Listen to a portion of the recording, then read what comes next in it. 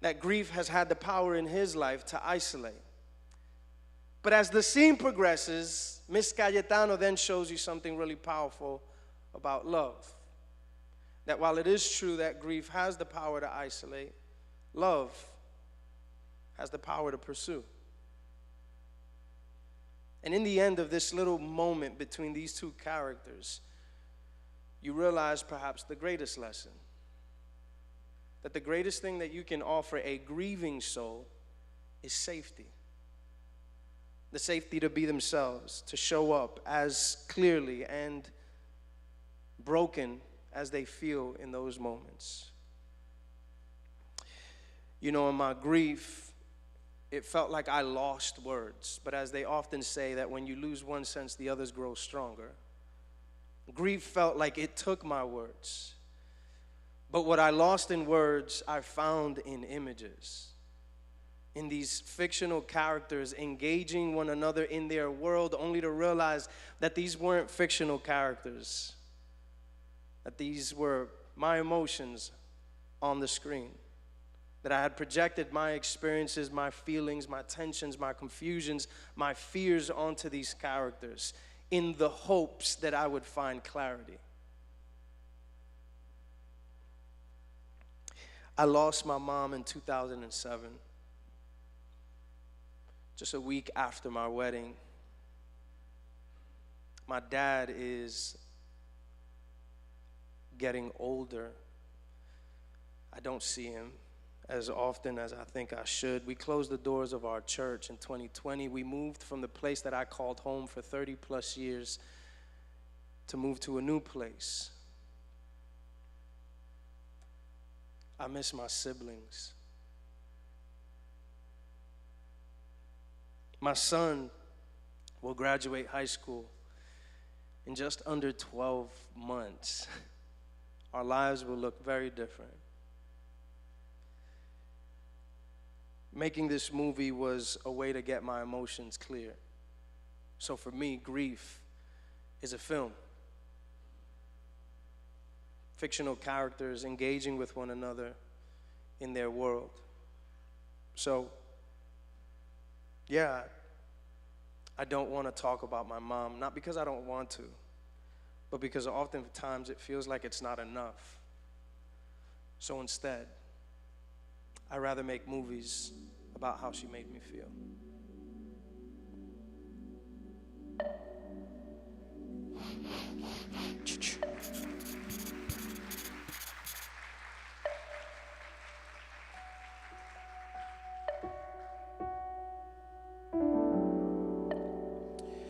Grief is tricky in that, the expected and very natural response to grief is sadness. And the most common, not the only, but most common expression of sadness is tears. But man, tears of grief, these kind of tears, they taste different. And on the way down, they way different. These grief tears,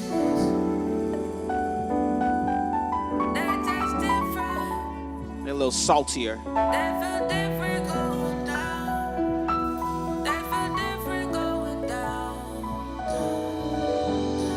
And if I'm honest, I'll say, don't give me cliches when I'm questioning God.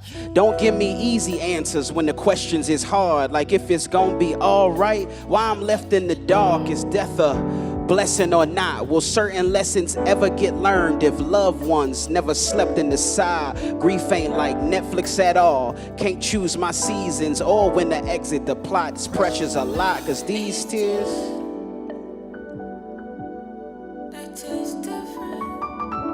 much different than tears of joy or laughter. They got a brinier taste that is frustrating.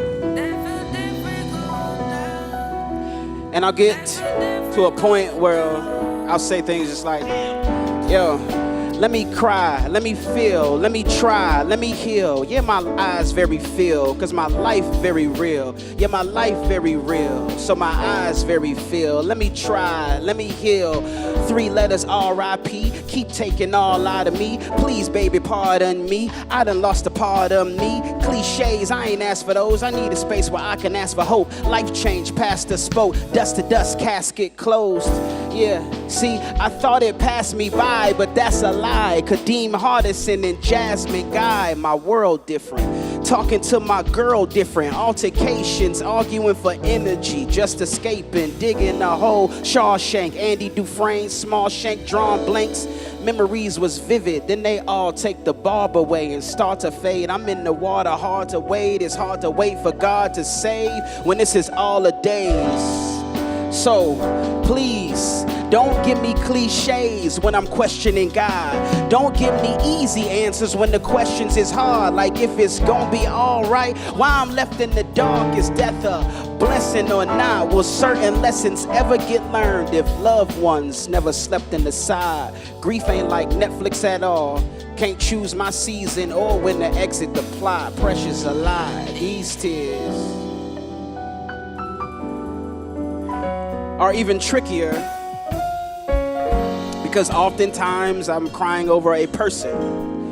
I lost my mother to cancer in 2020, and I mean that was my girl. So yeah, crying them over a person is understandable, but I've found myself crying tears of grief over my career or dreams that never came true. Unmet expectations, which is frustrating when I worked real hard.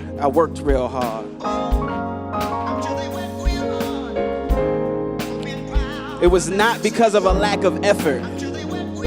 I know I worked real hard.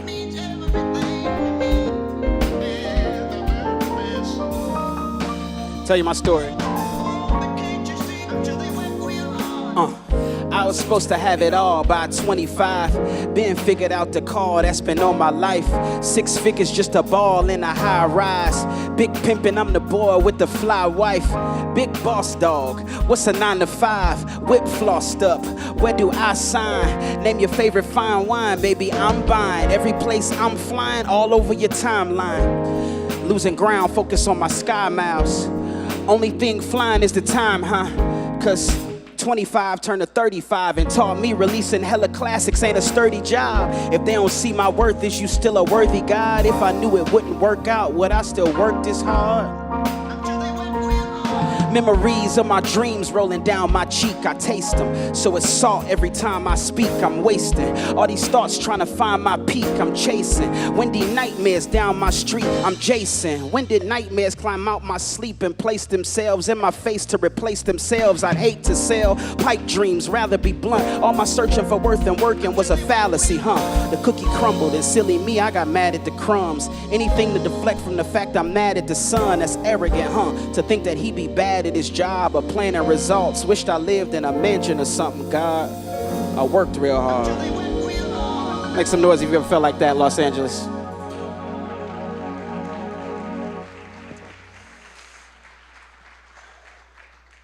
One of my favorite quotes comes from Natasha Trethewey, and she says, "To survive trauma, one must learn how to tell a story about it."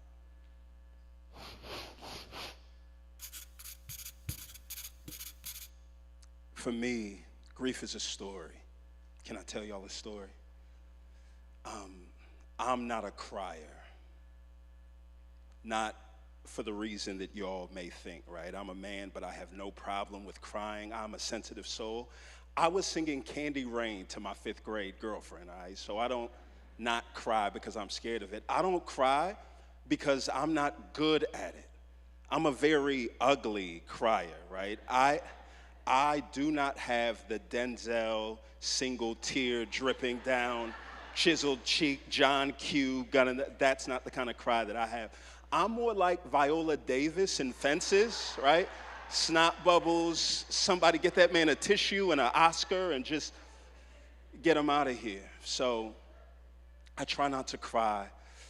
All of that changed for me 8 years ago. All right, it's April 2017. Me and my wife are driving south down I-85 from Atlanta to Columbus, Georgia, in our 2008 silver Honda Accord with the gray cloth interior. It's a joyous day for us because after 10 years of unexplained infertility, we're driving down to meet our premature daughter that has just been born. So I do what anybody does as those trees pass by. You just zone out and you go to your last most vivid memory. The problem for me was the previous 2 years had been an absolute blur, and the last most vivid memory I had was April 14th, 2015. The worst day of my life. It's funny the things you remember on the worst day of your life. You remember all the unimportant things. I remember it was a Tuesday. I can still close my eyes right now and retrace the floor plan of the Longhorn Steakhouse in Orlando, Florida that I was in. I remember the bone sharpness of my knees knocking together outside. I remember the way that my butt reminded me that the pavement was uneven as I fell to the floor, and most of all, I remember the way that people's faces so effortlessly twisted in between shock and horror and despair as they looked and tried not to look at me, screaming the words into my iPhone, "He's dead? He's dead?" You realize how quick time goes by on the worst day of your life. Before I had a chance to barter or pray to God or ask for help or any of the other things that you do on the worst day of your life, I found out that my 32-year-old brother died, and I was left holding nothing but the anxiety that came from knowing I would have to call my mom, my dad, and my 3 remaining brothers and sisters and put them and every other unsuspecting restaurant bystander in their sphere through that same trauma. I do not remember much of the next 2 years except for politely and promptly excusing myself out of every room that my tears would invite themselves into. Fast forward 2 years, April 14th, 2017. And it's funny the things that you remember on the anniversary of the worst day of your life. One of the surprising thoughts that creeps in is this: you secretly hope that the worst day of your life stays the worst day of your life because you never want any other day to take first place. I remember it was a Friday, Good Friday. I'm tone deaf. I can't sing at all. My rendition of Candy Rain to Shannon Burnett was not very good. But I still remember the precise keys and pitches and tones of every one of the beeps in the room that reminded me that my daughter was still breathing.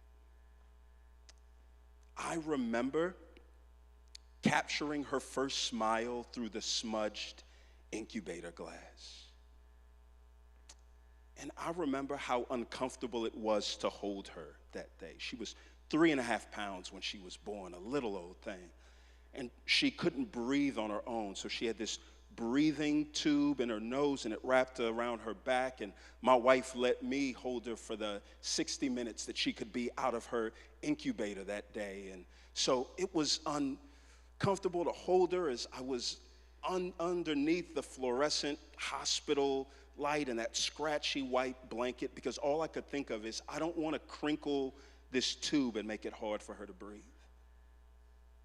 And I'll never forget the way that my heart forgot to beat when all the makings of another April 14th tragedy took place. The doctor snatched her from my hands. And you remember how quickly time moves by on the worst day of your life. And before I could pray or barter or ask God to help or any of the things that you do on the worst day of your life, the doctor places my daughter back in my arms, and he whispers the words into my ears. Today's the day that she's going to breathe on her own. 2 years to the day my brother took his final breath, my daughter takes her first unassisted breath.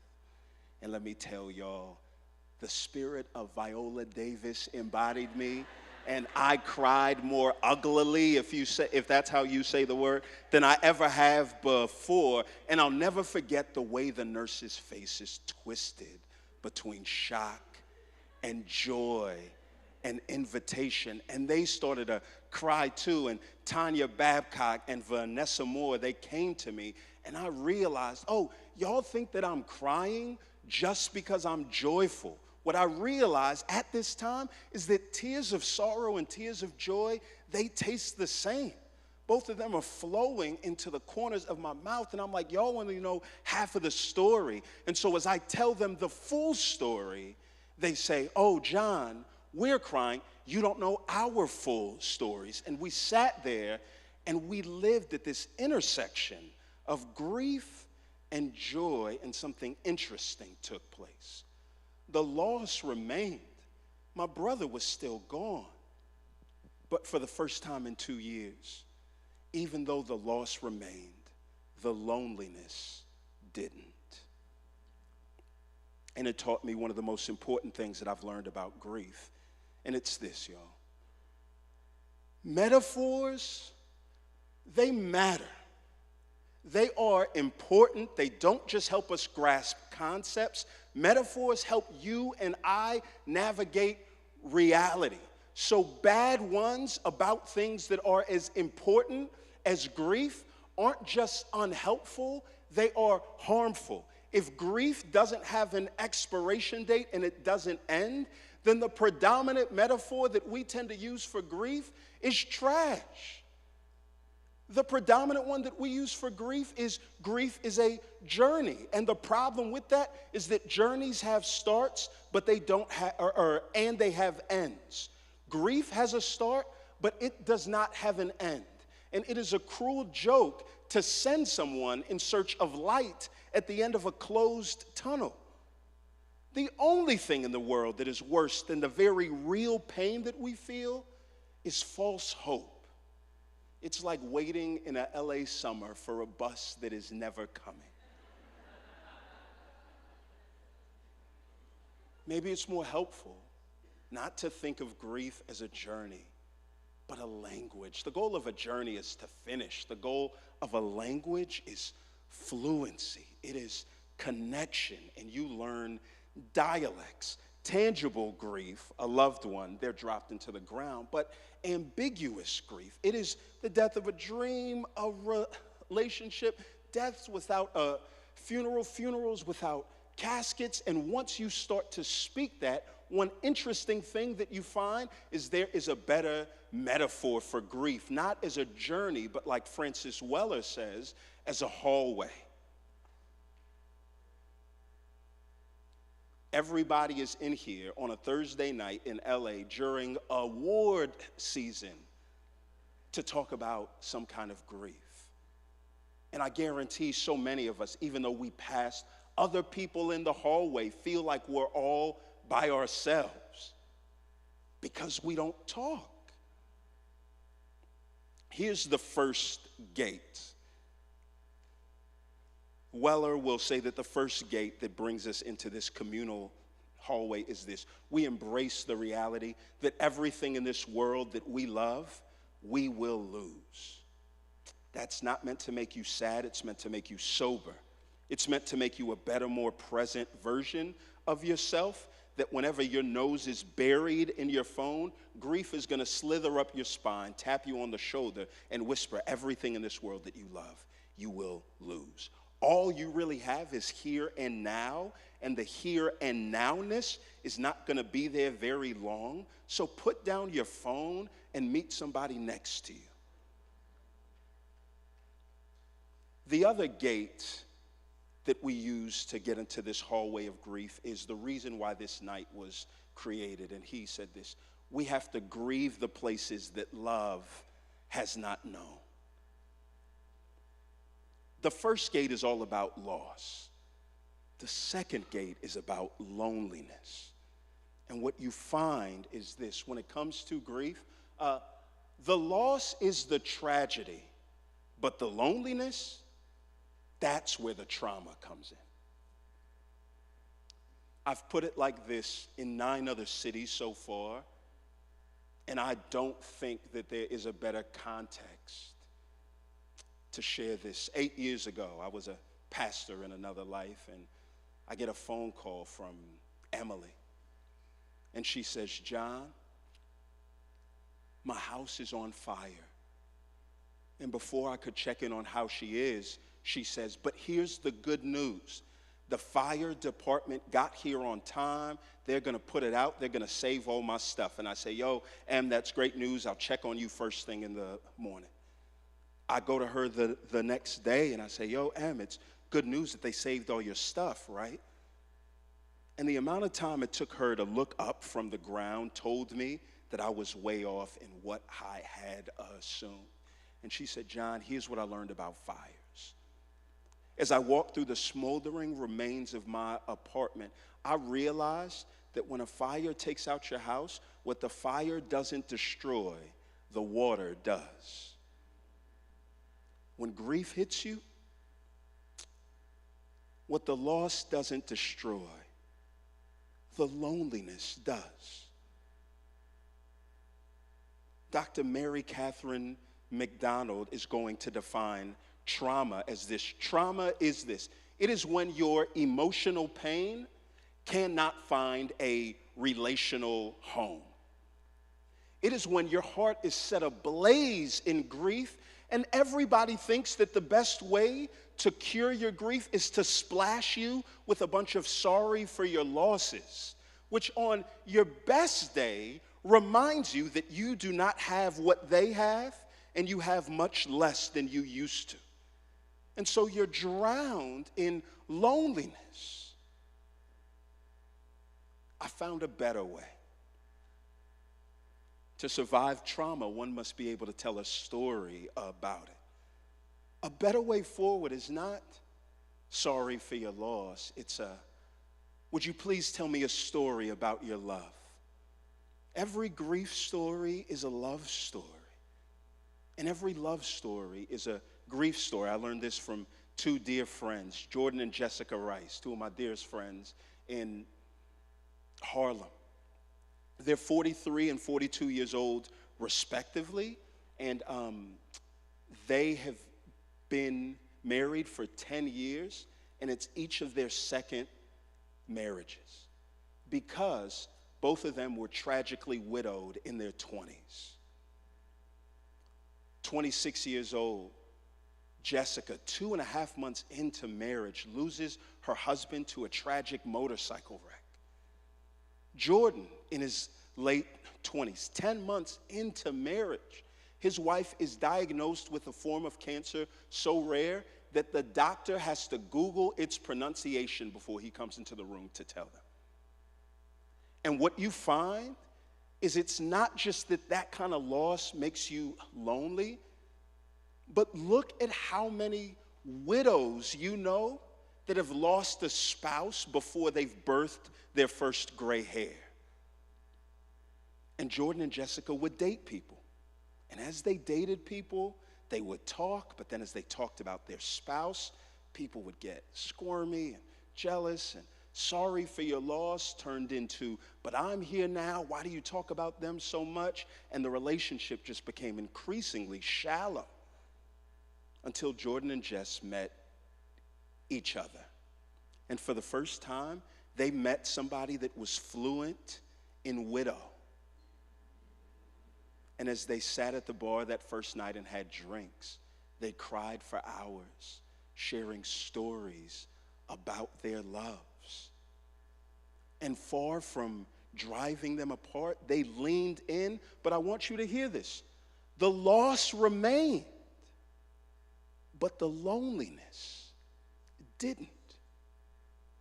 Story is how we speak the language of grief with an accent of hope. Toni Morrison coined the term re-memory, and she says this is the act of taking control of a past narrative to reclaim present and ongoing trauma. Narrative love is this: you get hope not by a story providing answers, but by a story reminding you that your story, however bad it is still an incomplete one. And what we most desperately need is not just somebody to turn the lights on.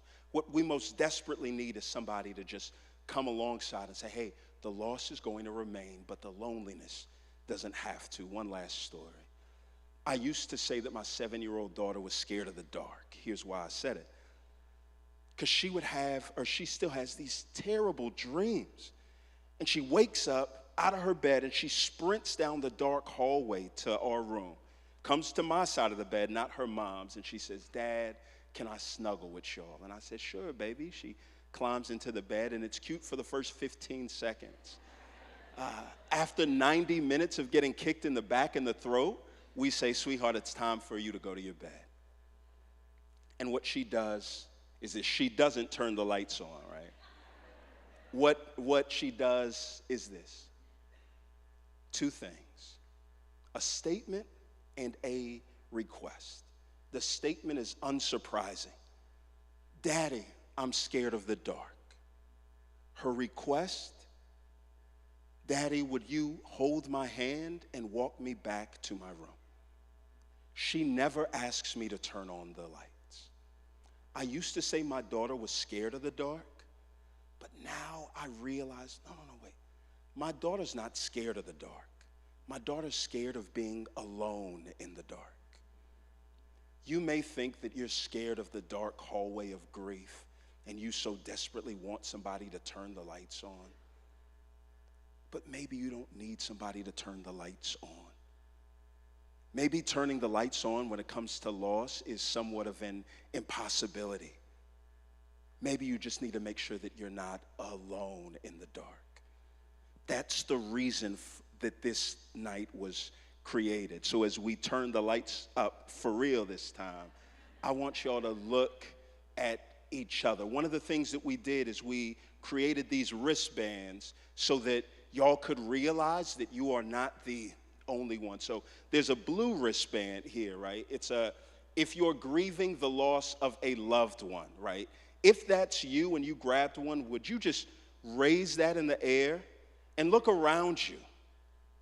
If you've ever felt like I'm the only one, you're not. Yeah, your orange wristband.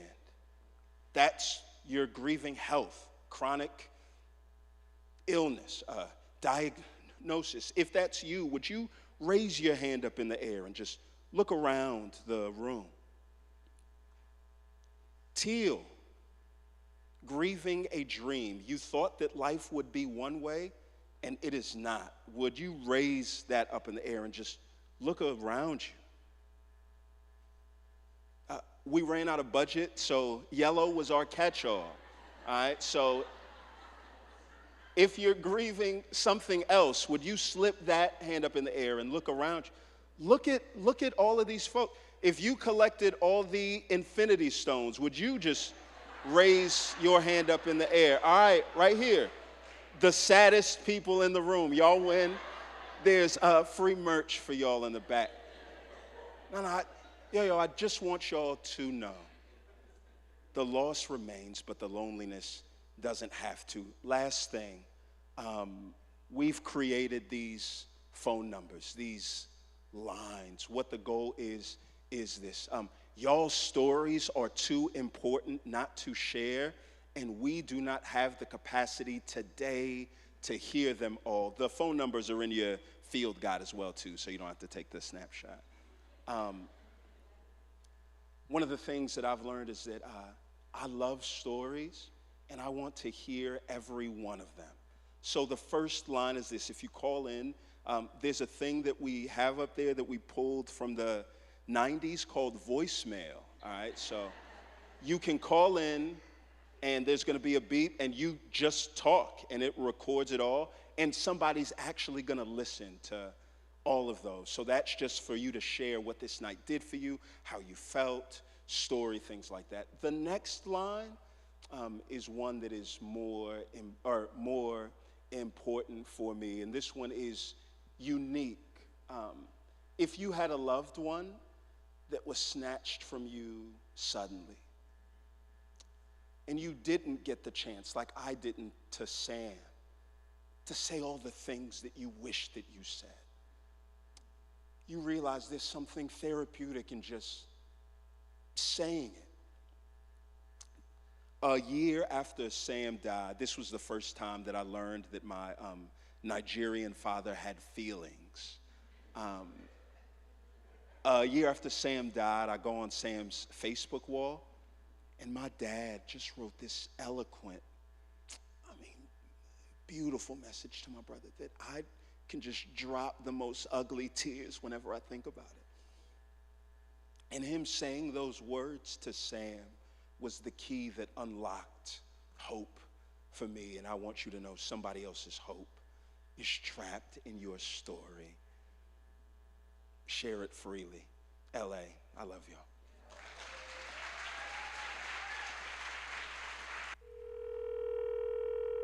Hey, what's up? This is John. Thanks for coming to the tour. Leave your story after the tone. All right, peace. Hey there. My name is Chelsea. But why I came to your amazing tour is my mom, when she was, right before she turned 47, she was diagnosed with an aggressive breast cancer. It was incredibly just debilitating to watch the strongest woman I know in the entire world become unable to even, write her name down.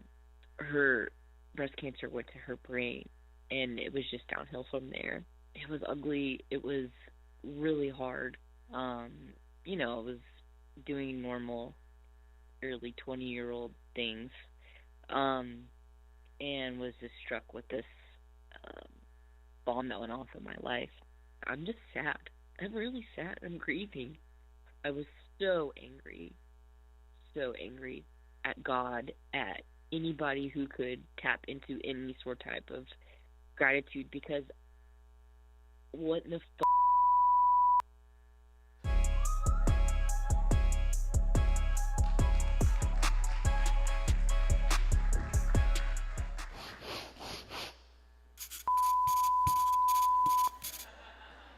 That's my favorite part. Yeah. So I'm be honest with y'all. We've done this. This is the third year of the tour. This is my second year doing it. I think I've hit roughly 20 shows doing this. When I first signed up to do this, John was like, "Hey, can you do comedy at the Grief Tour?" And I was like, "Are you sure?" I don't know if you know how comedy works. I don't know if you know if it's something that you would need for this. But I'll be honest with y'all. We've done it now almost 20 times, and I feel like it's gone well most of those times. So I just want to say, if these jokes don't work tonight, that's on you. It's not on me, okay? Like, I got a good sample set size of what's working, so y'all got to figure out what's wrong with y'all if these jokes don't work. I want to talk about grief and the anger that comes with grief. You know what I mean? Because I feel like a lot of times people try to vilify anger, when really it's like a very real human emotion. You know what I mean? Like beware of people who don't let you be a full human being. Do you know what I'm saying? Like, when you mad, watch for them people that's like, nah, you can't be mad. You can't, it's like, especially people that be in church, like, nah, you can't be mad. I be like, man, Jesus flipped the table. I'm going to do something. Do you know what I'm saying? Like, I'm not just going to act like I'm not mad that I lost something. That's ridiculous. That's not how real feelings work. Listen, you can be angry. I fully believe you should be able to be angry. I will say, I don't think we should stay angry. You ever know when you're too angry? Anybody know I know exactly when I'm too angry. I know I'm too angry when I go on Instagram and I exclusively watch videos of kids falling off of bikes. You know those videos where kids are going down the hill and their bikes start getting wobbly and then they fall over? Because I feel like it mirrors my own life. Like, that kid thought he was in control. You know what I mean? And then all of a sudden he wasn't. And he was like, oh, what am I doing? I'm like, welcome to the club, kid. You're not in charge of nothing. I'm out here in LA. It's not just, we've been talking about, the loss of people, but I mean, I don't know, maybe everybody here in this room is auditioned and got everything that they went for. I'm sure LA, nobody has that problem of not booking things. Is that, oh, y'all, okay, oh, it's not just me. All right, cool. Yeah, sometimes, you know, it's a loss of a dream. Yeah, a lot of stuff get me mad, man. I hate how people get around social media, you know. You ever see like when somebody posts that someone passed? Right, it's two type of people that I hate the most. I'm gonna be real with y'all. The first person is, let's say somebody say, hey, such and such has passed, and more normal people will write my condolences or something like that. It's always that person that just sends the prayer emoji. No words, just a regular prayer emoji. I want you to know right here tonight, if you hear the sound of my voice, if you are a prayer emoji person, God rejects that prayer. He just bat that away. That's not a real prayer. You gotta put something with that. Here's the person I know everybody hates. I know everybody hates this person. It's the person when somebody writes, hey, you know, this person passed, and they write the whole thing. And again, everybody writes my condolences, sorry for your loss. It's always that one person in that comment thread that writes, what happened? Any what happened people in here? If you in here, you're a what happened person, you can leave right now. Because you know, we all hate you. We all hate you. You know how I know we all hate you? Because everybody who's ever put what happened, don't nobody comment nothing after them. We all just look at them like, look at this idiot. Talking about what happened. If you got to ask, it's none of your business. Stay out of it, man. It's all types of things that we grieving, man. Like, I'm 38 and unmarried. I thought I'd be married by now. I could talk about it. I feel like women don't want to talk about men, talk about that. I ain't gonna lie, I'm a little bitter because like my best friend, when I was in high school, we had a bet to see who would get married first. And I was like, it's gonna be me. You know what I'm saying? I'm 38, got a good hairline, you know, decent charisma. I was like, surely I'll be out the game, right? And a couple years ago, it was a $100 bet too. And a couple years ago, she got married, and then she just kept posting a bunch of these pictures of her wedding on Instagram. And I blocked and reported every one of them for spam. I get that negativity off my timeline. Nobody wants to see that. Get out of here. So silly. Yeah, man. We lose people, though. That's when it hurts. A different type of hurt when you lose somebody. I'm going to tell a story about what I consider as my best friend I've ever had. And I'm telling you right now, as I lead into this story, it does not end well. It's okay. Spoiler alert, it does not end well. And he was the best friend I ever had. One of the first men outside of my family to tell me he loved me. You know, when I was young too. You know, like we used to go hoop all the time. And then I remember one time we got done hooping, and we were just talking about life. And he just goes, "Dave, man, I just want you to know, man, I love you, man. And I'm young and stupid."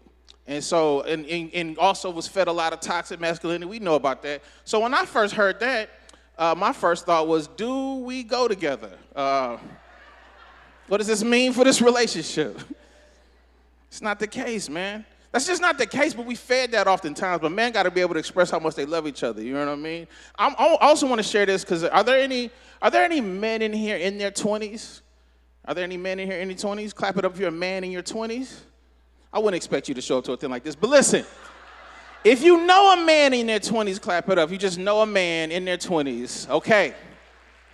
If you know a man, share this with them, because I didn't know this when I was in my 20s, and I think it's very important information that men in their 20s need to know. And again, because I was young and stupid, I just didn't know this. Did y'all know that you are only gay if you are gay? Did you know that? Did not know that in my 20s. It's not how it works. My best friend in the whole world, in 2013, he died of glioblastoma brain cancer. It's the most aggressive forms of brain cancer. And when he passed, it was devastating because he was a good person. Like when he first got the diagnosis, everybody's first thought was, oh, this is going to be the one who make it. You know what I mean? Because I knew he was a good person when I first met him because I met him in college. And I remember the first time we went out to eat, and everybody ordered, you know, what a normal college student would order. And I remember he ordered a salad. And I was like, ain't nobody even made you do that. You just did that because you wanted to. So I knew he was already better than me, you know? He's a good human being. And I don't know about y'all, but like when good people pass, like good human beings pass, if you yourself are also a good human being, the first thing you think of when that person passes is about 2 to 3 other people that God should have killed.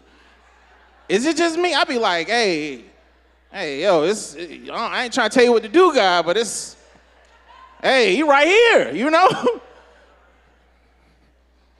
Can we also talk about how like people don't know how to talk to people when people pass? That make me angry too. I lost my grandma in 2006, and I knew I was gonna lose her. And so because at the time my uncle lived close to my college I was going to, I knew he was responsible to let me know the news. And at this point he was a good uncle. You know, like you know what I'm saying? Like he was good with ribs. He wasn't weird. He did all the good uncle stuff. You know what I'm saying? He gave good Christmas gifts. He never messed up the ribs, and he was a good human being. And I'll never forget, he calls me, and I knew what the phone call was about, and this is what he said. He said, Dave, I'm just calling to let you know that your grandmother has expired, is what he said. Did y'all hear what I said he said? He said, your grandmother has expired. We got all the right words for died, transition, died, moved on, went to glory. He trying out new words that don't nobody use. I said, hey man, she a grandma, not a carton of milk. Get the words right. All right, back to my friend. I'm gonna share this story and I'm gonna get out of here because I like to share this story for a number of reasons, but mainly because I like to bring them up because I feel like when you bring people up, they never die, right? And so this is my best friend. He got diagnosed with glioblastoma brain cancer. And one of the things I used to do is I would take him to the hospital while he was going to get chemotherapy. Now, let me be very clear. Like, when I say I go with him to get chemotherapy, I wasn't like, shoot me up too, doc. I'm in it with him. Like, I'm not that type of hero. And some of y'all are like, why would you explain that? And here's why I explain that. I have another friend who I'll call my dumb friend. And some of you know exactly who your dumb friend is. You might be sitting with him right now. And this is my dumb friend. I knew he was my dumb friend because I told my dumb friend that I was taking my friend with cancer to horse therapy, right? Horse therapy, if you know it, they put people on a horse and they help them with balance, and that's what therapy is. My dumb friend hears that and says, Dad, that's crazy that the horses got cancer too. And so that's why I be explaining stuff that I feel like I don't need to explain. But I never forget one time I was taking him to go through chemotherapy, and he made a face that he never made before. It was a sense of urgency in his face. And he looked back at me and he said, Dave, I got to go to the bathroom. I was like, cool, I got you. So I put him in his wheelchair and I rolled him to the restroom and I opened the door and I was like, all right, player, handle your business. And then he said, Dave, I need some help. And I was like, cool, let me go get somebody real quick. And then he was like, nah, it's no time. And I was like, hey, man, it's going to have to be some time because we not help each other use the bathroom friends at this point in the relationship. Like, we just talk about sports and girls type of friends. We not help each other use the bathroom, right? But I remember looking him in his eyes. I was all he had, and he needed me. And he's like, hey, I need you. And I remember my grandma used to always say this thing. She said, baby, real love performs. It shows up, right? And I remember, like, this is my chance to show up. So I was like, all right, man, what you need? He was like, just get me up. So I did. I got him up over the toilet, and I was like, all right, man, go for it. And then he looks at me and says, Dave, I got one more favor to ask you. Some of y'all know where I'm going with this. And I was like, hey, you better not be about to ask me to do what I think you about to ask me to do. And he did. My best friend in the whole world looks at me and says, hey, man, I need you to hold me and help me use the bathroom. Yeah. Yeah, got real quiet in here. Yeah, because let me be honest with y'all, I ain't never held another man before. This was going to be a new experience, you know? I've certainly never peed for another human being. You understand what I'm saying? I've only ever peed for myself, and I know the rules for when I pee for myself. We know the rules. Man, we know the rules. You aim for the middle, you don't miss, right? Those are the rules. I don't see enough men nodding their head. That's how I know y'all be missing, and that's not good. Y'all got to fix that, okay? But I know the rules for when I pee for myself, right? Let me tell y'all something. When you pee for somebody else, ain't no rules. Ain't no rules. I held my friend. I started throwing pee everywhere. I was throwing pee all over the stall. I saw a shoe over there. I threw pee at the shoe. I did the Disney Channel original thing with the pee. And at this point, me and him are just two mid-20s dudes just giggling like, look at all this pee going everywhere. Isn't it silly? And then all of a sudden, a little bit of his pee got on my hand, and I lost my mind. I started freaking out. I ain't never had nobody else pee on my hand before, and I'm young and stupid. My first thought was my hand was going to melt off. I really sincerely thought that. I thought I was going to lose my whole hand, and I'm freaking out. And my best friend in the whole world, cool, calm, collected, very just caring brother. He looks at me in all earnest and he says, Dave, are you okay? Because he cared about me. He's a good person, right? And that's when I realized, man, this dude really cared about me, man. He really loved me, you know? Like, all the chemo and cancer going through his body, he's still worried about me. And that's when I told him, I was like, man, I'm good, man. I'm good. And I put him back in his wheelchair, and I started to roll him out the restroom, but he could still see I was a little weirded out by the pee on my hand. And he looked back up, and he was like, Dave, are you sure you okay? And that's when I told him the truth, man. I was like, bro, I'm good. I love you. I'm good. And I wiped the pee on the top of his head, because you don't get to pee on my hand without consequences. Get your pee head out of here, peeing on my hand. My favorite part about telling that story is one time I told that story, and I was in the Midwest doing these shows, and this dude after the show came up to me, and he was like, yo, I appreciate you sharing that story, man. That was an amazing story. Very vulnerable, but he's like, I got to ask a question. And I was like, what's up? He goes, how come you ain't just sit him down to pee?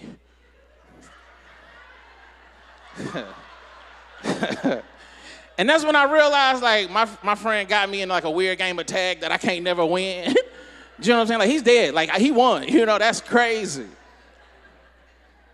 All right.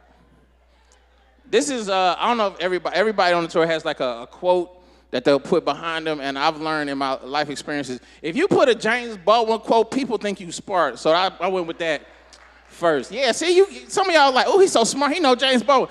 But look, no, this is my quote, and it just says, hope must be invented every day.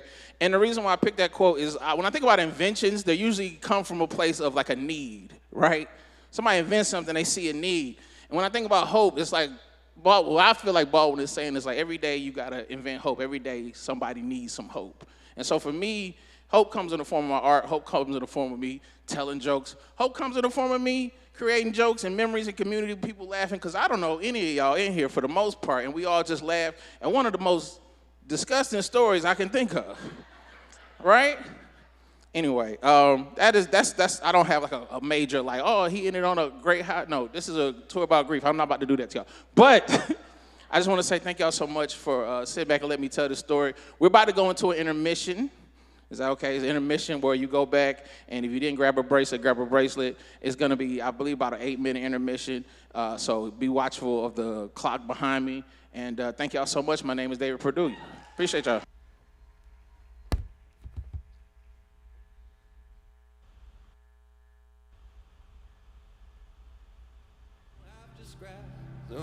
Everybody say, try Jesus. Don't try me. Come on, because I find I have no problem laying these hands. Yeah. Try Jesus, not me. Because I find, yeah. Whoa. Everybody say, try Jesus. Not me, not me. Not me. Cause I throw hands. Yeah. Luke, if you would, please. Oh, we say, turn the other cheek. Turn the other cheek. Turn the other cheek. Oh, but that's what by the Bible. Come on. Don't sit right with me. So everybody say, try Jesus. Oh, don't try me. Because I find I have no problem laying these hands. Talk to him, Dave. So try Jesus. Yeah. Please don't try me. Yeah. Because I find don't let this fall settle for you, yo. Yeah. You can try Jesus. Yeah. Oh, don't try me. Oh, cause you throw hands. Oh, you gotta try 'em. Yeah. Try 'em for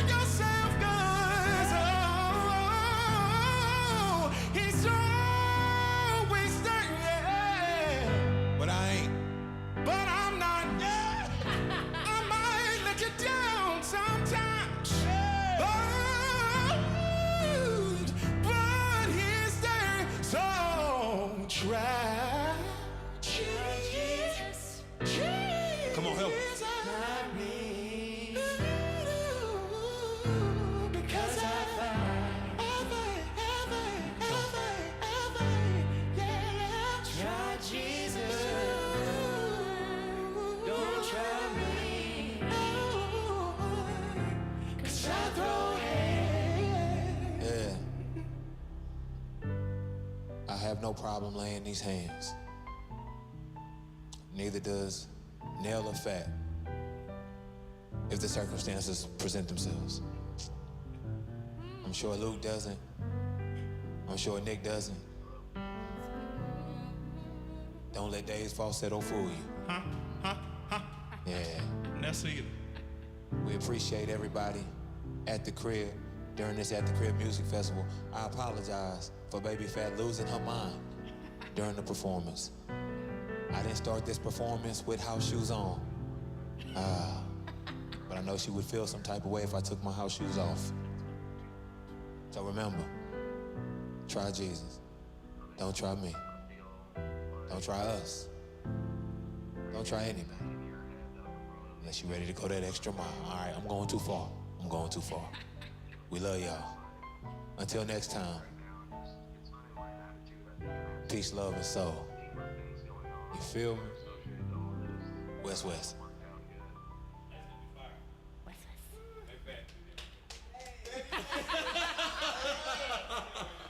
She popped up. She was like, today is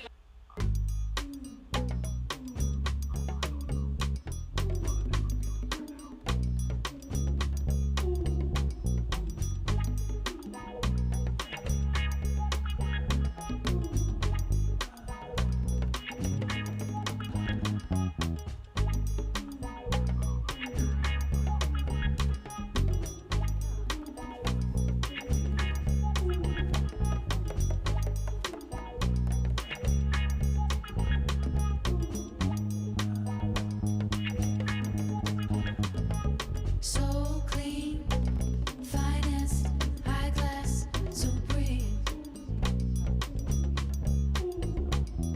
Spirit, the best, so blessed, I'm me. Running around, running around, running around.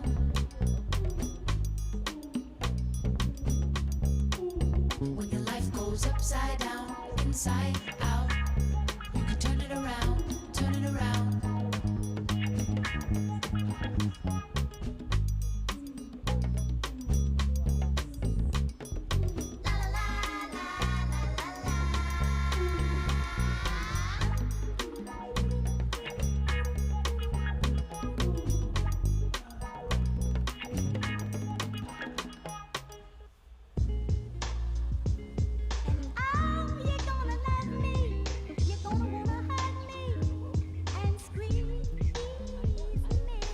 Sometimes we say things that we really don't mean.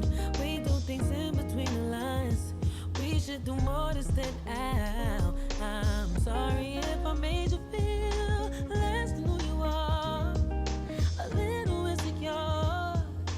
Oh, you're a shining star. I wanna spend my nights with you, my life with you. Oh, baby, babe. Please wait up for me till whenever I get home. I know that you're all alone, thinking about what you gon' do. I hope that you'll see it through. You're gonna love me, you're gonna wanna hug me and scream me. Sometimes I don't think we really say enough. Why is it so hard to keep in touch when we're laying right next to each other, baby? We shouldn't be in a thing so much, overthinking, understanding. Don't let her feel it. Change it up. I wanna spend my nights with you, my life with you. Oh, baby, babe. Please wait up for me till whenever I get home. I know that I'm all alone, thinking about what I'm gonna do. I hope that I see it through. You're gonna love me, you're gonna wanna hug me and scream me. And you're gonna love me, you're gonna wanna hug me and scream me. David Perdue. Are you gonna love me? David Perdue. We're waiting for you. Backstage, David Perdue. Would David Perdue please come backstage? We're waiting on you. This is your conscience. Oh, you're gonna love me. You're gonna wanna hold me and squeeze me. And oh, you're gonna love me. You're gonna wanna hold me and squeeze me.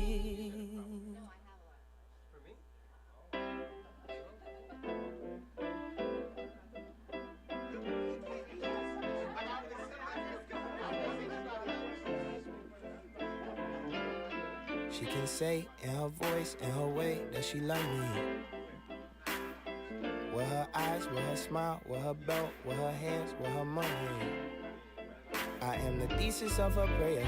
Her nieces and her nephews are just pieces of the layers. Only one she love as much as me is Jesus Christ and Taylor. I got a feature song singing for my grandma. You sing it too, but your grandma ain't my grandma. Mine's is handmade, pan-fried, sun-dried, southside, and beat the devil by a landslide. Praying with her hands tied. President of my fan club, Santa. Something told me I should bring my Gotta move it slowly, taking in my body like it's holy. I've been waiting for you for the whole week. I've been praying for you, you're my Sunday. You gotta move slowly, taking in my body like it's holy. I've been waiting for you for this whole week. I've been waiting for you, you're my Sunday. Come on in this house. It's gonna rain down time. It's gonna rain. You better come on in this house. It's gonna rain.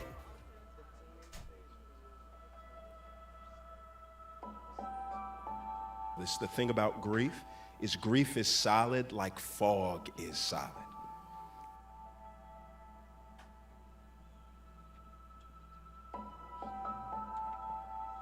It looks solid. And because it looks solid, we think that we have to go around it. No. Grief is solid, but it's solid like fog is solid. You don't need to go around it if you have somebody that can guide you through it.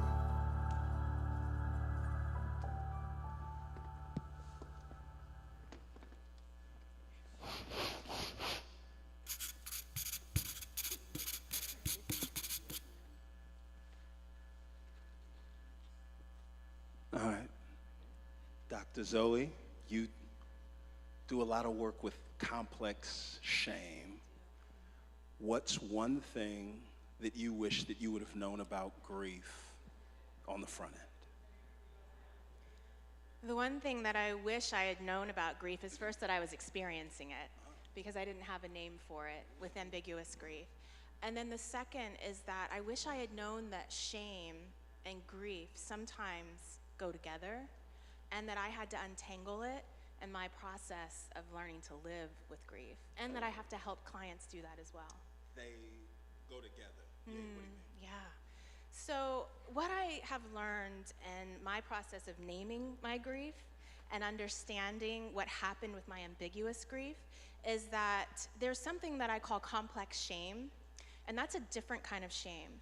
And often it's rooted in early childhood with trauma and guilt, but also complex shame is an intricate part of grief. And the reason why is because with complex shame, it's not easily alleviated by vulnerability and outward compassion. It gets intertwined with our identity. And what happens is that when we are sitting in a therapist's office, or we are sitting with a friend and they tell us whatever we feel shameful about, because with guilt, or with grief, we often feel guilt. It might be something we could have done, something we should have done, or sometimes we're even the cause of our loss. And a lot of people don't think about that either. And so when you're sitting with someone and they look at you and they say, it's not your fault. You didn't know. You didn't know that person was gonna be gone and you should have called them back and you didn't. And there's a part of your brain that says, but you don't understand. It is my fault. And so part of what we have to do with complex shame is we have to learn to identify those things for which we feel shameful and allow ourselves to take ownership of them, even things that we didn't necessarily do purposefully or weren't really our fault, and we have to learn to forgive ourselves. And when we allow ourselves to own it, our brain goes, okay. And now we can separate shame from grief, and it can allow us to just grieve in a pure way. Dr. Julie. Yes, you said something earlier, I think it was a Toni Morrison quote about the rememory. And for me, that's also something else I've learned is, for me, I can only speak about my grief. And for me, it was this cycle of understanding what I had already learned about grief, unlearning that, and then relearning.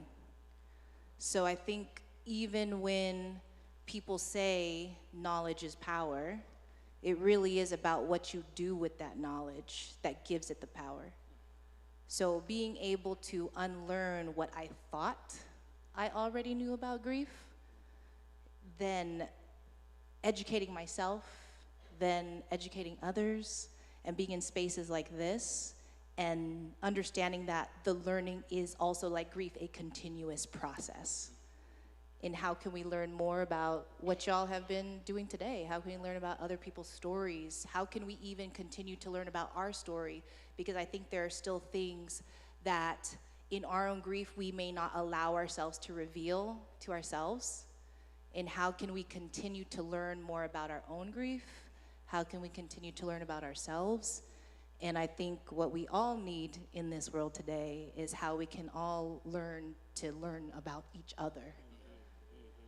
And so that's what it was for me, is I wish that I just would have known more. But you know, a lot of us, we don't know what we don't know. So how can we seek out that knowledge and then kind of reclaim our own power in that, and then figure out what can we do with that. Swoop. Can you restate the question for the people that was still getting a bourbon and popcorn out there? What's something that you wish that you would have known about grief on the front end? Yeah, I wish I would have known that it was not temporary nor isolated, as in a singular scenario. I wish I would have known that after my mother passed on September 18th of 2020, I would still see her at the mall or the grocery store or in my dreams, or you know, in a crowded room of people where if I look back and I can't really see the shade of your face because the lights are bright up here but dark down here, but I can see the frame of your glasses. Those look like glasses my mom wore. Is that my mom sitting back there? I wish I would have known that it was not temporary, and that, like, man, you're going to relive that over and over and over and over again. And that is a very sobering thing, but I think it honors how big my mother was to me. Like, oh no, that's something so deep, so big, so important that you wouldn't even want to let that go. You wouldn't even want to not remember her and be like, no, that ain't you, and I hope that ain't you because you passed away 5 years ago. I hope that ain't you sitting back there. I wouldn't even want to let that go. So not temporary, and also not isolated in that is not the only thing that I'm grieving in my life. I think it would almost be easier if I could compartmentalize my grief by saying, like, everything else is cool. I'm just sad about my mom. And it's like, everything else isn't cool. I'm still grieving, as I rapped about very eloquently. Come on now. You did. Bars. You understand me? I'm still grieving dreams. I'm still grieving expectations. I'm grieving a friendship right now that hurts me to my core. And it's like, dang, God, that on top of my mom? So I wish I would have known at that time that it would not be temporary and that it would not be an isolated thing, that there's going to be multiple things over the course of my life that will continue. That's going to be like, that didn't go the way that I thought it would. Yeah, I guess two things. Really, the first is I wish I knew that grief rarely announces herself when she comes in. It often comes in the form of like small micro moments of anger, and over the course of time, you collapse. And so I wish that grief doesn't announce herself. And then secondly, I guess, that grief is as much an invitation to something as it is a difficult experience. I think for a long time, and I think this is probably true of culture at large, that we think engaging with our emotions, particularly for men, particularly for black and brown men, it diminishes your manhood. I wish I would have known that it doesn't do that. That in fact, engaging your emotions and engaging something like grief and the sadness and anger that's often connected to it doesn't diminish your manhood, but it actually highlights it. And so I wish I had known that. To answer my own question, I wish that I would have known that grief wasn't a bad thing. I wish I would have known that grief was just a thing, right? Like a rock is a thing. And when you come up to a thing that doesn't necessarily have a moral quality, what that thing is, how you treat that thing, often says more about who you are than what that thing is. So if you're just a passive bystander in this thing called life, and you walk down life's path, and there's this big rock of grief there, it is an obstruction, an obstacle, an inconvenience standing in the way of me meandering through life. But if you're a sculptor, somebody who's put here to make meaning, now that big rock is not just a thing, it is the raw material that you're going to chip away at slowly and carve something beautiful out of. I wish that I would have known that grief isn't clay. You don't make anything quickly. But it is a rock that wants to be sculpted into something beautiful.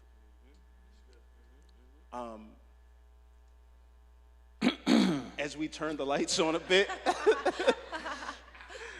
I want to, what? No, go ahead. Okay, yo, as we turn the lights on a bit, we want to talk to y'all and hear from y'all, right? So think of this right now as like, 90s talk show, right? So, no, listen.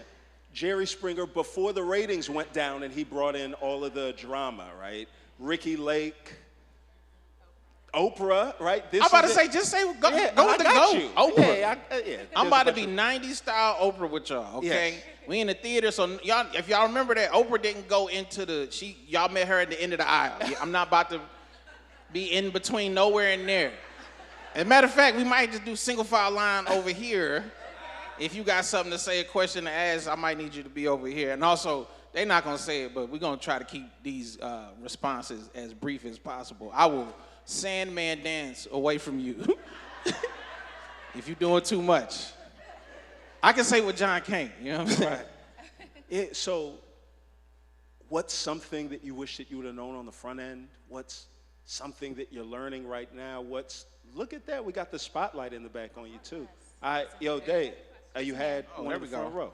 All right, you got to stand up, tell me your name, and where you from.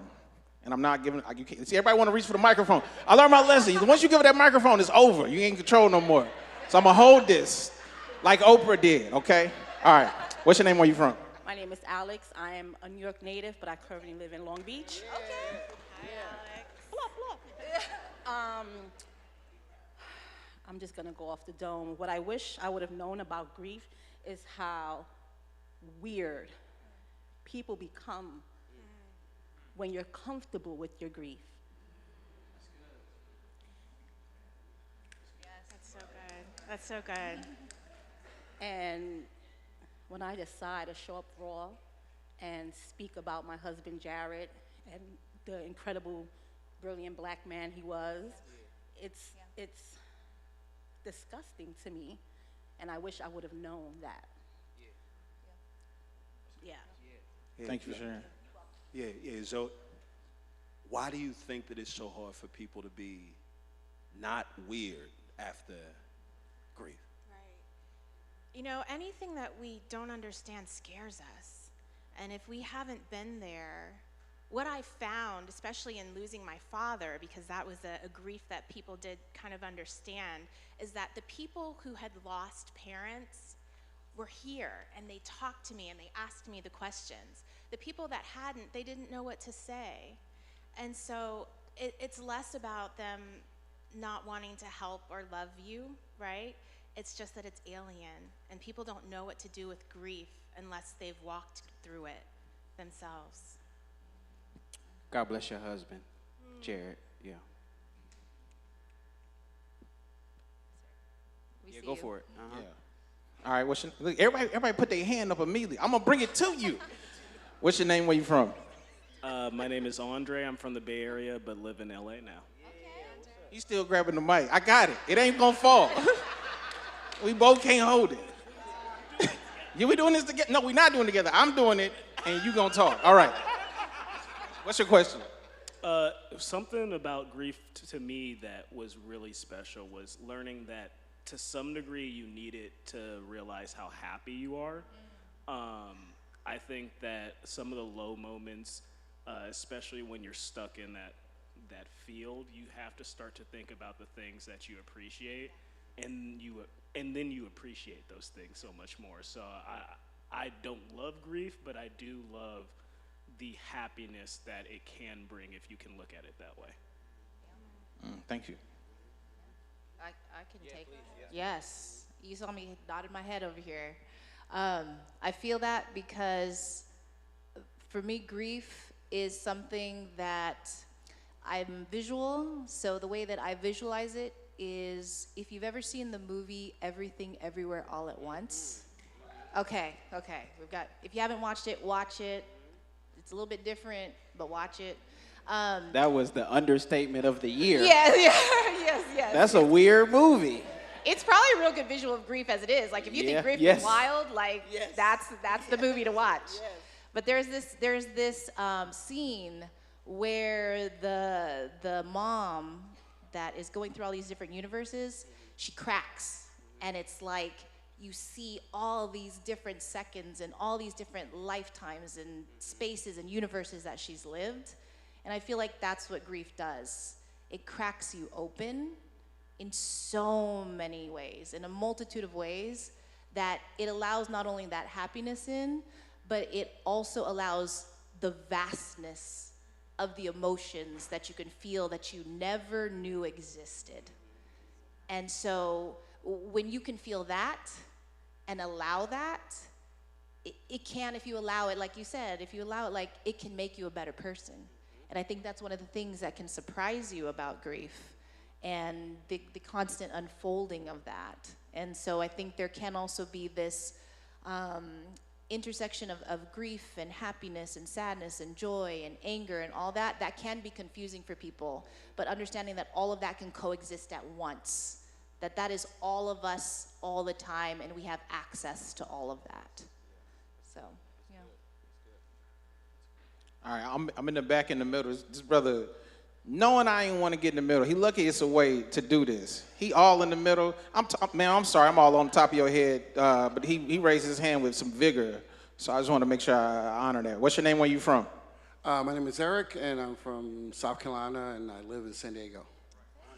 The thing I learned from grief is, I'm not gonna grab the mic, so I'm trying not to, I'm leaning to, is I had to forgive. I lost my mom at 19. She did drugs, died when I was 19. And I had to learn to forgive her. Grief taught me how to forgive. I had to forgive her because I was mad that she chose drugs over me and my brothers. And so through my grief, and I actually went to her grave and sat and apologized and let that weight go of, hey, I'm no longer mad at you. So like, grief taught me, I wish I would have learned how to forgive sooner, but I carried that for a while. Even as I raised my kids in my head, I couldn't figure out what it was until I went home and realized I had to forgive her for leaving us at such young ages. That's so powerful. You know, what I've found about grief with my clients is that it's the people who you often have the most difficult relationship with in life that you tend to grieve the hardest. Because when it's done, when that person is passed, the opportunity to repair is gone. And you always often imagine that there would be a time and a day that you'd be able to have that repair. And so when the reality hits that it's not possible, the grief is sometimes harder. And that's so beautiful that you were able to get to that place of forgiving your mother. And I also heard you say something, I don't know if it was an accident, but you also said, forgive myself. And maybe that was because of some of the guilt that you had about the resentment and the anger that you carried for your mother. But sometimes grief allows us to do that too, to both forgive ourselves and forgive others. All right, this person was close to me and I got lazy because they right here. I see you in the front though, I'm gonna come to you, but this was so close. Grief make you tired. It make you a little bit, yeah. We're gonna stay right back here. You get me, Swoop. All right, what's your name and where you from? My name is Gina, and I'm from Lake Elsinore, California. Go ahead, what's your question or comment? My question might be a little bit different. I lost my sister last year unexpectedly, and for some reason, it was like because I didn't wear my grief in the front, and because of my faith, I was more joyful than sad, and everyone felt that they kept telling me, well, the other shoe will fall, or it'll come to you, you'll grieve later, or you'll grieve this, but I never felt that way. So my question is, if you're not wearing your grief in the forefront, and you're feeling a little joyous, because my feeling was, Jesus went ahead to prepare a table and a seat for her, and someday I will be at that same table, so that gave me joy. And so my question is, how come people can't understand that that's how I felt in my heart? So I'll start here, and Rich, I would love for you to speak some too. You know, one of the first things is, I think it's where people are just so poorly taught and trained on what grief is. So raise your hands in here if you've ever heard of the 5 stages of grief. All right, raise your hands in here if you also know the 5 stages of grief are not real. They're actually the 5 stages of dying. Dr. Elizabeth Kubler-Ross created those by studying terminally ill patients that were on their way to death, not the people that they left behind. So if you've ever felt like, I heard about these stages and I don't move through them or I don't fit into them, it's because it's a custom suit that wasn't made with your measurements if you're still breathing, right? So part of it is people tend to live and feel as if we should fit into these boxes, and they don't know everybody grieves different, like the great prophet Kendrick said. Everybody grieves different. Appropriate. Yeah, absolutely. Just got that? Okay.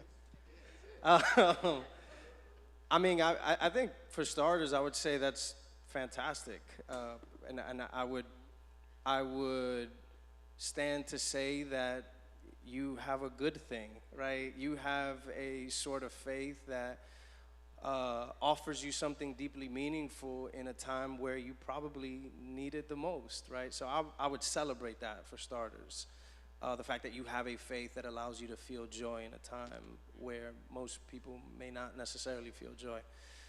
The other thing that I would say, maybe almost as a caution, not necessarily to that, but to something that feels similar to that is, I think something that was said earlier was really important, and it almost sounded like a caution to communities of faith, particularly people of Christian faith, because this is where I've seen it happen the most, where we don't have a very healthy theology of emotions. In other words, we don't have a system that allows us to think deeply about our faith and their relationship to our emotions, right? How do we understand God, not just through our spiritual practices like prayer and reading scripture, but how do we understand God through the emotions that we experience?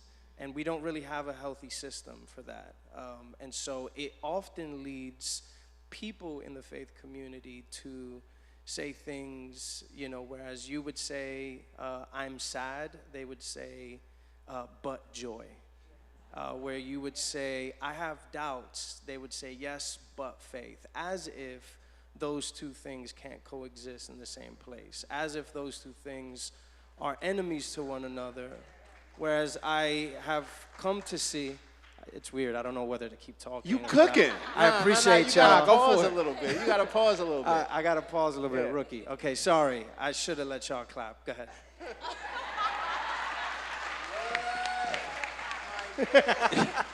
To Rich. So I say all that to say there's a particular passage of scripture that has been helpful to me. It's in Psalm 51, where the psalmist says to God, surely you desire integrity in the inner self, and you teach wisdom deep within. There is this call in that little moment between the psalmist and his God, where he says, you want to do something in me so deep that it begins in my thoughts and in my emotions. And so I'd be very wary of anyone that tells me, I'm okay with a God, with a people that tell me not to follow my emotions, but I'm very wary of a people that tell me not to consider them. And so while I think that you have something worth celebrating, you feel joy in a time where you need it the most. Like, that's what faith in Jesus is for, actually. So I think that's worthy of celebration. The caution is not to rush to joy if what your journey actually needs is grief. Because I do think that God hardwires all of our emotions to take us to something that gives us an offering. And I think that is as much true for anything, especially our emotions, especially our grief. Feel free to clap again for Rich. There we go, my man. All right, I think we have time for one more. That's what I got. We got time for one more. What's your name and where you from? My name is Tam Tam, and I'm from the beautiful city of Altadena. And recently we had the wildfires, and I was pretty much born and raised in Altadena. My parents specifically moved there in 1963 to buy a home, and when they left this earth, that home was left to me. And by the grace of God, my house did not burn down. But practically every home on my block did. And for a moment, I had survivor's guilt. But then I knew it was a blessing. But I'm a mental health professional, and so I started therapy, and I took care of myself. So my question, and what I want to hear your opinion is, I know how to take care of myself, but I've been in this little cocoon because I don't want to take on other people's grief. I want to take care of myself, but a lot of people are grieving, and as they should. I'm grieving my community because it is gone. The school I went to, the middle school I went to, the post office, grocery stores, everything is gone. And, people are going through their different stages of grief. So how do you handle when I see people and they want to, vomit their grief, and I need to protect myself? Real quick, before you say anything, I have to acknowledge the drip. The coordination, I wasn't gonna let that pass. That coordination, spotlight please. Yeah, it's not a game. It's not a game. We're gonna get to that question. That's a great question. I was not gonna let that slide. I wasn't gonna let that slide. Thank you for that. All right, back to the serious stuff. Go ahead. Yeah, I just wanted to address that because I want to applaud you for knowing that you need to care for yourself, because you do. And, you know, survivor's guilt, it's an interesting word because it's a lie. We're all here surviving. So everybody is surviving, and this idea that somehow it goes back to that shame, right? That we did something different, or we don't deserve to be here. We don't deserve to not have experienced that thing. And that's the lie that survivor's guilt tells us. And so my answer to you is you need to know your capacity. And it's going to be different on every day, right? Depending on what you're experiencing, how well you're taking care of yourself, whatever the story is that someone wants to come to you with. And so on days that you have the capacity, do it. And on days that you don't, it's good for you to care for yourself so that you will be available on other times. I mean, I've been doing the work here in LA. I'm in Leimert Park. But like being able to contribute my services to people who have experienced the fires and the loss of the fires, which I just want to acknowledge anyone here who went through that and is still going through that. That's the thing. I think it's very important for people to know that, is that this is going to continue. And I think with grief, and we see this when it is a loss of a loved one, right? All the outpouring came out. We showed up. LA showed up, you know? And then has the social media started to drop? Has the visibility started to drop? You know? And I'll give a shout out to someone who's here, Erica Lim, and we did a session together. And she said something that stuck with me is when we're talking about the fires, is be the water. And I thought that was special. Like, be the water. Like, where can you show up, when you can show up, and you can show up in so many different ways. And I think that I probably got off topic, but that's just like so important for people to know, especially being here in LA, is that this has to continue, the support.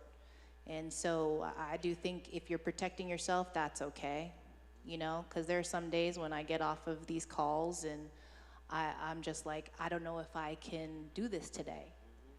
And so maybe it's not today, maybe it's next week I can do something. But I think if all of us are the water, then like, what can we grow? Y'all give the panel a round of applause. Put your head out.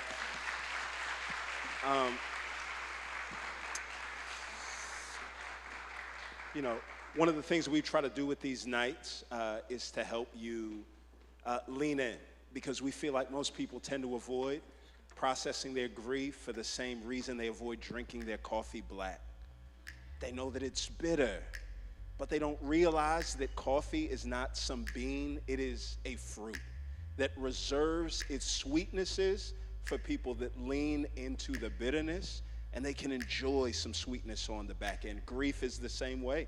I think we rob ourselves of the ability to experience its sweetness because we're so quick to run out of the room. And so as we've already sat through an hour and a half of heavy and bitter, I'm excited for y'all to experience a little of the sweetness through Dave and Swoop. All right, y'all.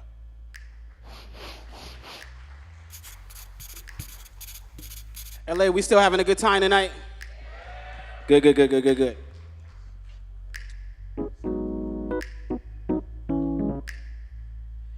I found that in my lowest points of grief, I've turned to art. I've turned to artists, and specifically music. We've seen that, you know, grief can be experienced through a film, through a conversation, through a laugh, through melody. But also, like, man, I have playlists on my Spotify, Apple Music, Tidal. I'm ashamed that I pay for all of them. But in all three of them, I have different playlists where it's like, oh, he was sad. Like, actual, like, song by song by song by song. These artists were able to give language to my emotions, and I've never met them. Anybody else experience that? Wonderful. So we're going to play a game that we made up called Grief Name That Tune. That's the part where y'all say, ooh. And the way you learn it, we're gonna go through some way you win it, excuse me. We're gonna go through some songs that have resonance with certain portions of the grief that we've experienced. And the way that you win this game is by singing whatever song we play at the top of your lungs. Don't be Can cute. y'all do that? Don't be cute. All right, all right. Don't be cute. So we're gonna hop straight into the first one. Y'all ready for the first one, LA? Oh, Now come on, let's remember, go. if you know it, I need you to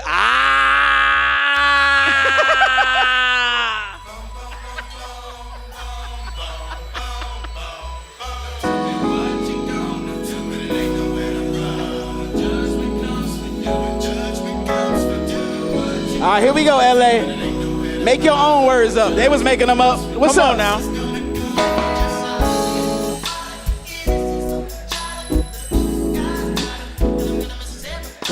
Yeah. My boy started throwing up gang signs. He started watch throwing up grief gang signs like I Yeah. miss my mom.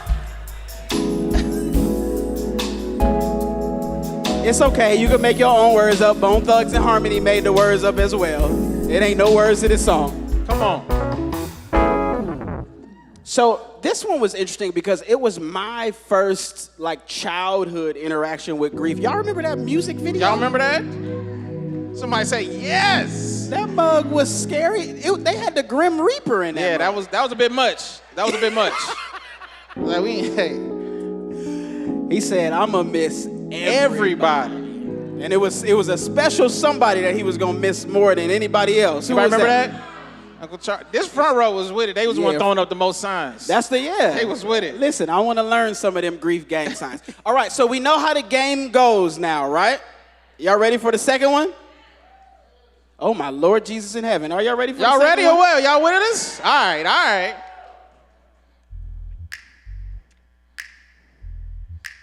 I don't know if you noticed, I'm African American. What? You know, as is, a lot of other people on the stage. I see we have a couple, not too many. It's a lot of black and brown in here, and I see some Asian, but there's also some brothers and sisters in here from the Mount of Caucasus. Hey, come on down. Come on down. And this one is from y'all's side of the fence. Come all on. right.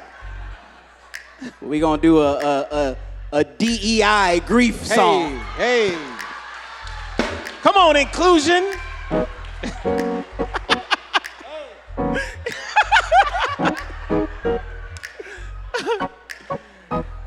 Woo! I hope y'all call me back next year. Grief is sneaky in that, like, you can be doing the most regular thing and you'll find yourself like, I just was coming to the grocery store to get my little, whatever. And I thought about my mom. I thought about my husband, Andre. I thought about my sister. And now I'm sad. Grief is sneaky like that. And this one snuck up on me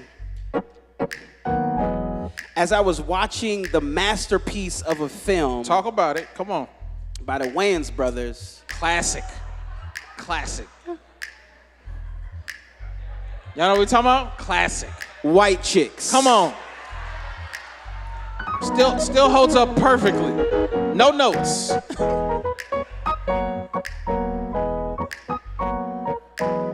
So I found myself listening to words that I say about my mom all the time in present tense. I need you. I miss you. And of all, yeah. And of all people, the person that I found saying these words was Terry Crews. Come on. So let's see if we know this. And don't be cute. Y'all being too cute right now. Y'all being way too cute right now. And I'm looking at you, white man. What's up, LA? What's up?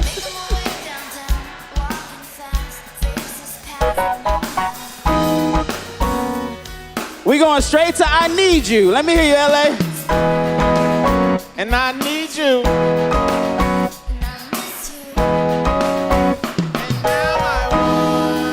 Top of your lungs.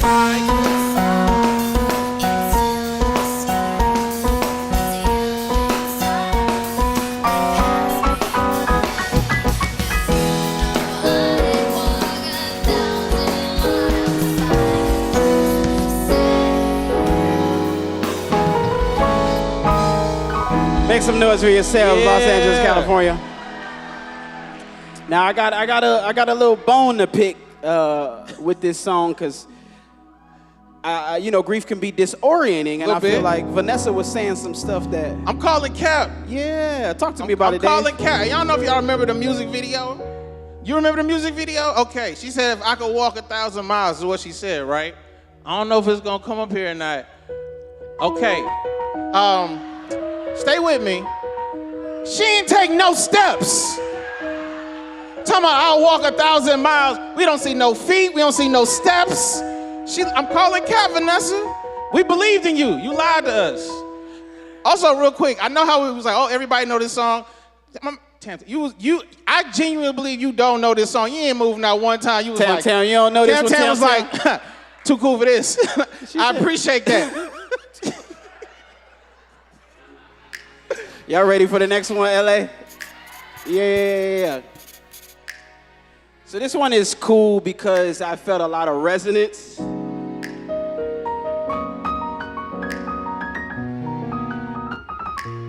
I felt resonance in, I miss my mom. I miss my friends that I lost at the top of last year. I miss so many things.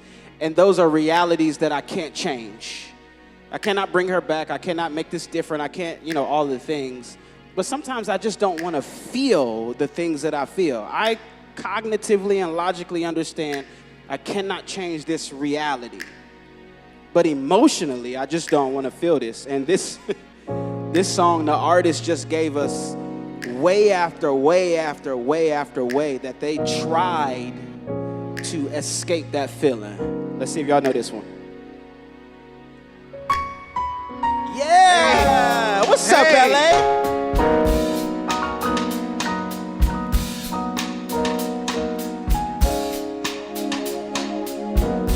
Tell me what you tried to do. You tried to what?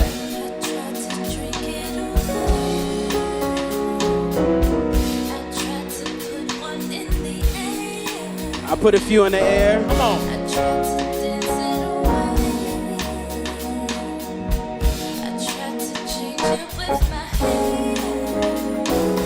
Now this next line is interesting because she said, I ran my credit card bill up. Run it up. My credit card. Credit. I don't know about y'all, but I got debit card. Who got debit problems? Make some noise. You ain't got the credit problem, you got debit problems. Because it's just us. Chase Bank called me and said, you not that sad. You not as sad as you think you are. I just wanted it to go away.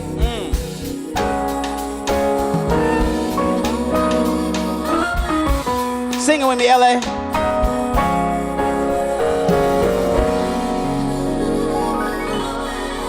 Y'all make some noise for David Perdue, ladies and gentlemen.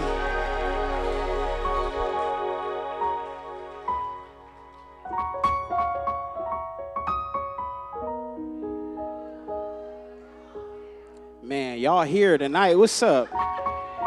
You ain't doing nothing with your life. Nothing with your life. The people that ain't heard the album is like, all right, get to it, buddy. I'm serious when I say I have turned to artists to give language to emotions. Not only did I not know I was going to experience, but I didn't even want to experience them. Even if it's my favorite rapper from Chicago, God bless his little heart. He be saying some things and also saying some things where it's like, yeah, it's not that millions of dollars is going to take away human experience. He lost his mother as well. And it's like, man, there was a tune that he had on the 2005 masterpiece, Late Registration, that gave me a sobriety about grief that says you're going to lose something. And nothing is promised tomorrow or today. Y'all feel that, Los Angeles?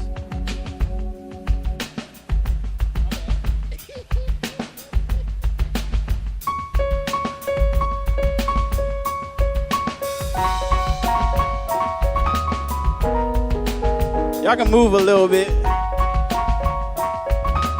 I know it's sad in here, but y'all can move a little bit.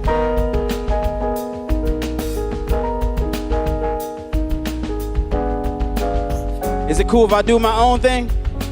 Bet.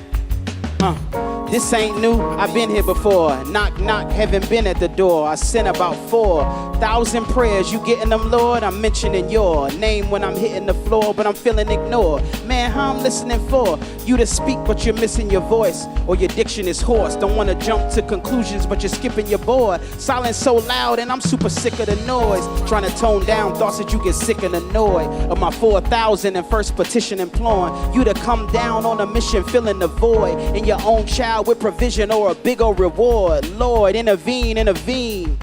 Standing in the need, it is me. Don't know if I'm the thief on the left or the faith on the right, but you hanging in between when I grieve. Fix it now. I sent some prayers up. You get them now? Or maybe they're stuck in the clouds. Still holding on, but it's been a while. I know I'm still your child, so can you fix it now? I sent some prayers up. You get them now? Or maybe they're stuck in the clouds. Still holding on, but it's been a while. I know I'm still your child, cause I heard him say, nothing's ever promised tomorrow today. I heard him say that we'll find a way. Grief hurts, but it might be the only way. Make some noise if you feel that. Los Angeles, California. Can I do one more? One more?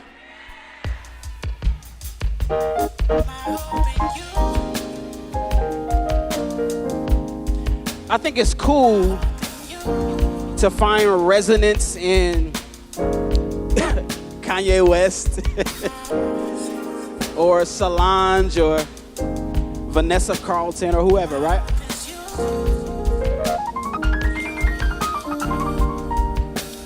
But I found I miss my mother so much that there had to be a very specific and intentional focus on where am I getting my hope from? And honestly, it wasn't none of them. It's from a very specific and singular place. How it feel to look to heaven, pray for peace, knowing it ain't no expiration date for grief. Cause sure as the sun will shine in the morning, it's gonna come up a time when you mourn it. Badu, it goes on and on and on till the next lifetime. Feel like we enslaved by grief, trying to sing a song in a foreign land. Donnie McClurkin's course of stand, but you choked up and your voice is thin. After you boo-hoo, it's boom boom and death is at your door again. And you can't see it coming on your ring cam. 6 feet deep, that's the wingspan. I'm looking to God to find a relief plan. I look in the eyes of John and I see Sam. Dreams and memories feel sweet when the person that you thinking of is right there. But when you only get to see him in your sleep, then it's waking up that really feels like it's the nightmare. And you'll never get over it. But what I'm starting to notice is the point is not to get over it or go around it, but grow around it. You so surrounded by folks who found it true. We all walking the same path, know you're grounded. We all got sent to this room, know you're grounded. We all get sent to the tomb, it's no denying this. While you was sitting in the room, it was decided. We all swimming in the pool, it ain't an island. Stress of life's pressure while you trying to make a diamond. Help is like a treasure, but you never seem to find it. Hope you get reminded, death is all a credit card, and it got declined when Yeshua's perfection hung on trees like where pine is. I ain't talking pie when I say 3 and 1 died for us to open up our eyelids and see that hope's where God is. I put my hope in you.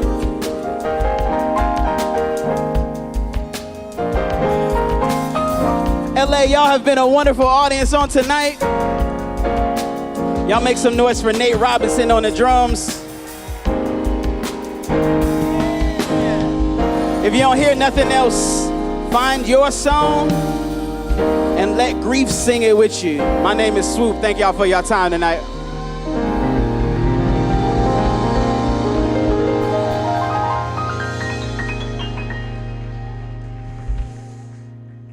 What's up, LA? I want to leave y'all with one last thing. I think what I've learned is that grief is like the hallways of your elementary school, right? You remember being 6 years old and you walked in, and the first time that you saw them, they looked big and intimidating. Them joints looked like Coliseum walls, right? And didn't know what to do with yourself. All you could see was the bigness of it. And then 20 years later, you come back to the school, and the first thing that you say is, who shrunk the hallways? The hallways didn't shrink. You grew. And it made it easier for you to navigate through them. You noticed the beautiful stuff on the wall that you missed in your childhood fear. Grief is the same way. It does not shrink because your love for the person or the thing that you lost doesn't shrink. You grow. And what helps us is having perspective.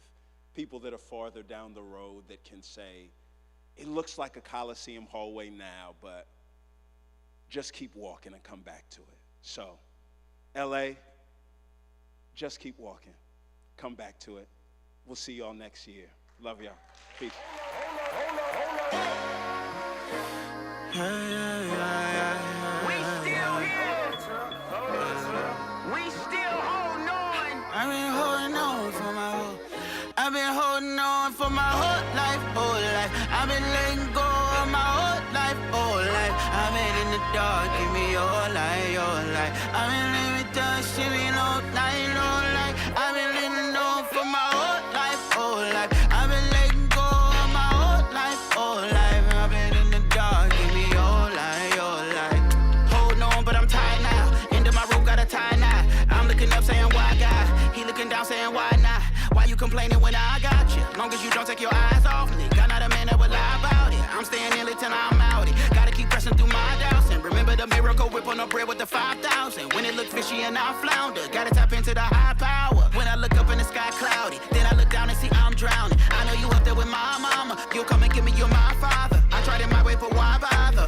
I've been holding on for my whole life, whole life. I've been letting go of my whole life, whole life. I've been in the dark, give me your light, your light. I've been living dark, shivering all night, all night. I've been living on for my whole life. Them wasn't even words. Felt good though. Let's go. This ain't new. I've been here before.